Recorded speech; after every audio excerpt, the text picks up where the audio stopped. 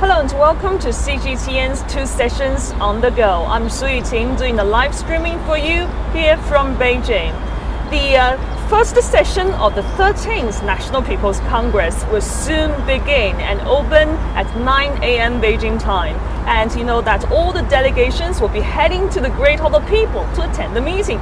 But 2 of them are together with us to go there. And for more insights from the NPC deputies on China's most important political season, we're very glad to be joined by 2 of them. One is Wang Jiapeng. He is the founder and also the guider of the World Colleges of Changshu, China, and also the Witman Hung from Hong Kong. Good to have you on CGTN. Jiapeng. Nice to meet you. Nice to meet you. And Witman Hung from Hong Kong delegation. Thank you. So now we will just get on our car and go to the Great Hall of People in Beijing. Yes. Sure. Let's go. Mind your step. Okay, thank you.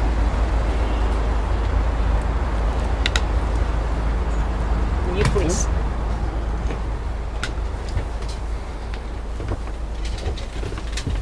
So take your seat and look around here. So this is our mobile studio and we were doing the live streaming here on various social media platforms. And you know that this year, one of the highlights is that there will be many new faces and the appearance of the new ones who will be on the 2 sessions, and 2,190 of them, nearly 70% of them are new faces. And we know that both of you are new NPC deputies. Yes. So could you please tell us what's your expectation on the upcoming 2 sessions? Witman, you first. Okay, thank you. Well, I'm one of the new deputies from Hong Kong. This is my first time, and also I think this NPC is the first NPC after 19th Congress of the CPC last year. So I'm really looking forward to the government report and also the planning in terms of how the government will put the directives and visions of the 19th Congress of CPC into action, in particularly in the development of the Guangdong-Hong, Kong-Macao Greater Bay Area, and how Hong Kong can fit into that development and benefit from it. Yeah, what about you, Jiapeng? As a new deputy from Jiangsu province, I'm very much looking forward to participate in the different sessions. But as for the opening session today, I'm very much looking forward to the Premier Lee's government report and also the State Council's report on the economic development and social affairs. Well, we know that there are many things to talk about besides the review and deliberation on 6 reports, and there will be the revision to the Constitution. So could you please tell us what's your insight on that? Well, yeah, I'm really also looking forward to that. I haven't really reviewed the details until this morning, but I think one of the major part is the setting up of the supervisory committee under the NPC, which will be an independent anti-corruption body, countrywide. I think that's really important. In Hong Kong, we have the ICAC, which is the Independent Commission Against Corruption. So it's a little bit similar kind of setup, where we know for the past 5 years, the anti-corruption movement in China already have a lot of achievement, but now it's really expanding the scope and also legitimizing the whole process. Yes, and you, Jiapeng? Well, with the revision of the Constitution and also the revision of the Supervision Committee, I believe that a country such wide as China, we need a good governance model, and to actually making the central governance model that more synchronized across over all the leadership. I think that's a good idea. Okay, thank you very much. You know that we are now simultaneously doing the live streaming on the social media platforms, and we are also doing the live show on TV very soon. So our anchor in the studio will soon talk to us. Okay. Yes, and for more on the 2 sessions, we know that this morning Premier Lee will deliver the work reports of the government and also to set up the goal for China's future development economically, especially in the economic area. So Witman, could you please tell us more?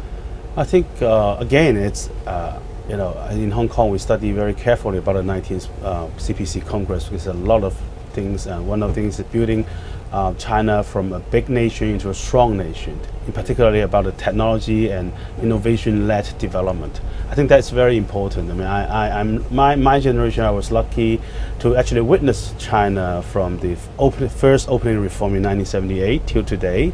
40 years of opening and reform has transferred China from a very poor country with a lot of very low-income people into today, where most people can at least earn a reasonable living. But I think when China became the world's factory for quite a number of times, but quite a number of years. But now it's really looking into how the technology led building the new economy. Excuse me, I need to interrupt you because there is a phone calling from the studio in our headquarters in Dakucha. So we were talking to the anchor in the studio.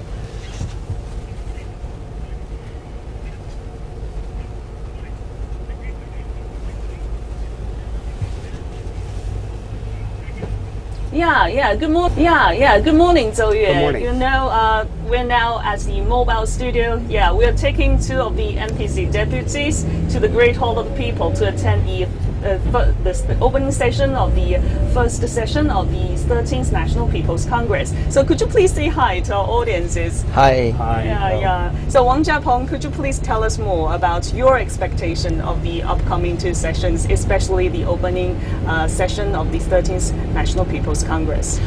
Yes, as a new deputy from Jiangsu province, I'm very much looking forward to the opening session, and especially very excited to hear the Premier Li's report from the government, as well as the State Council report on the economic development. Okay, Witman, you are the NPC deputy from Hong Kong. So what kind of proposal and motions you would like to submit? Well, I actually have 2 suggestions. One is my own profession, IT, so I want to promote Hong Kong become an international secure data hub. And the other one is a series of suggestions for the Greater Bay Area, where I want to set up a top-level coordination committee, the building of a cohesive brand for the Greater Bay, the improvement of cross-border infrastructure, and also facilitating the flow of people, money, information, and so really to facilitate the flow of the resources. Okay, thank you both for joining us on our live show, both on TV and on live streaming. So Zhou Yue, you have already get a glimpse of what's happening here inside our mobile studio, heading toward the Great Hall of People. And as you can see, we're now moving on the Changnan Avenue, and we will soon arriving, and we will continue our live streaming on various social media platforms. So keep tuned and stay with us. Back to you, Zhou Yue. Of course, we are all on the way to covering the opening. Thank you, Yuting, for your coverage on the move. And if you want to see more of that, now we'll just keep talking, and could you please tell us more? Yeah. Well, I think this new plan is very important for Hong Kong. How to let Hong Kong work more closer with our motherland, with China, with the economic development, and leverage the development of China. Because obviously Hong Kong had a very mature economic system. We had reasonable growth in the past few years, but there is not a lot of new things. Our traditional industry, which is finance, trading, logistics and transport, as well as tourism, they're still doing okay. But because of the development of new technology, and also also the change of China becoming number 2 economic power, as well as the Belt and Road Initiative, I think Hong Kong needs to transform itself as well. From a window where people invest into Hong Kong, becoming a window for China to invest in the world. Yeah, we know that it's now becoming more convenient for the logistics and people exchanges between Hong Kong and mainland right now. Well, there's still a lot of things that's not that convenient. I think for Hong Kong people to go to Guangdong, it's reasonably okay, except that our travel card, you can't buy, you can't open a bank account easily, or you cannot buy a high-speed train ticket easily, because it's a two different system. But on the other hand, also from people in the Greater Bay Area, in the Guangdong province, it's not that convenient for them to come to Hong Kong. There's still a requirement of a visa. There's also a restriction of only 1 visit per week.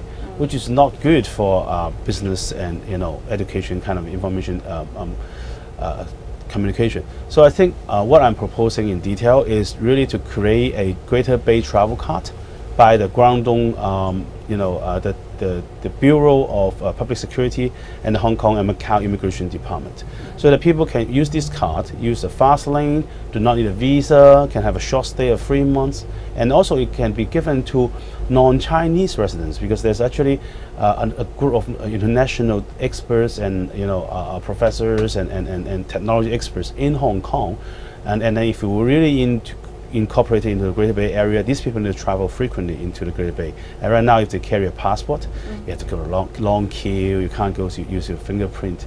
So I'm really looking forward. I think it's not that bad. We have some predecessors like the APEC travel card. So this one is much easier. It's within one country, right? Yeah. The three departments need to work together to create such a card. So it's much easier for the businessmen between the two Yes, sides yes. to communicate with each other. There's a huge demand for that. And Jiapeng, we know that you are the founder and also the board chairman of the United World Colleges, Changshu, China. So could you please tell us more about your proposal? Yeah, sure. As President Xi has also put forward the message that in need of building of a common future of mankind, and in terms the common community, building the common community of the future mankind. As an educator, we're thinking how can we contribute in the area of education? How do we use education as a force to unite people, nations, cultures, to create a peace and sustainable future? Yeah, we know today you have already bring some of the photos to show your experience. Is that right? Sure, so sure. Could you please tell us more? Yeah. So this is a photo of. So first of all, I show a photo. This is a photo of the United World College, Changshu, China. Give the photo to our audiences. Absolutely. Yeah, on this take a photo, closer look. we have students from close 100 nations studying together in one community in an island in China. So, as you can see, all the students here are just gathering here at the grasslands, and what they're doing right now. Well, it's a celebrating of the difference. And at the United World College, we bring students from different culture, different background, different social economic to study together for 2 years, so that one day, that when they grow up, they can be the future peace ambassadors, bridge makers. And there's a statement made by one of the founders of United World College, and Mr. Lars Pearson. He said, how can there be a peace when we don't know each other? How can we know each other when we do not meet each other? So it is a meeting place that we bring the young generation together. Wang Jiapeng has already said, yes, during the press conference. Yeah, that's what Martin Luther King has already mentioned. Because if we don't know each other, it's quite difficult. Yeah. So we need to know each other, communicate with each other, and what you're doing now is just to making people together. Yeah, Yes. absolutely. Yeah. So I came back to China after my education and worked in Norway and during the Olympic time. So when I became Olympic torch carrier in 2008, I started in pursuit my China dream, You are the which flame is torture of the 2008. Okay, that's so one since Japanese 2000, experiences. yeah, since So yeah, you're mainly focused on education and health, and women, you are focused on building the international data hub. Yeah, secure of data Hong hub. Kong. Yes. Yes, and also to emphasize on the Guangdong, Macau, and Hong Kong. Greater Bay Area. Greater Bay Area. Okay, thank you very much for joining with us. Perhaps we're just running out of time, so we need to leave you there. Okay, that's all for today's live streaming on the mobile phone. We know that the NPC, National People's Congress, has lots of highlights. Besides the election of the state leaders and also the structural reforms of the state and party institutions, there will be lots of things to be happening. And the lawmakers and MPs and the political advisors will also come up with new ideas and policies, not only guiding for the country's future development, but also to have to unleash the tremendous potentials on a global scale. I'm Su Yuting doing the live streaming for you, and thanks for watching. See you next time.